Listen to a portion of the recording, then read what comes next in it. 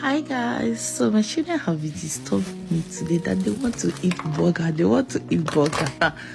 Me, I did not have strength to go outside to get burger for them, but I have burger bread and this chicken where they slice. I don't know the name, and ketchup and mayonnaise at home. I didn't get tomato, so it's okay. That we're going to go outside and spend our money and buy it. That we are going to do it at home in our house. So my baby girl say, okay, now this kind of thing they like us. They like to do everything by themselves, sha. So that's how we enter kitchen, we pack everything, come out, and we start the job. Me, I don't know how to do it, but because of my children, I want shop, and I decided to gather strength and ginger myself to do it. So this is me and my sweetheart doing our thing and enjoying ourselves.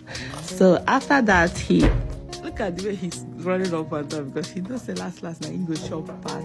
He needs the ketchup with mayonnaise together because that is what we will be using.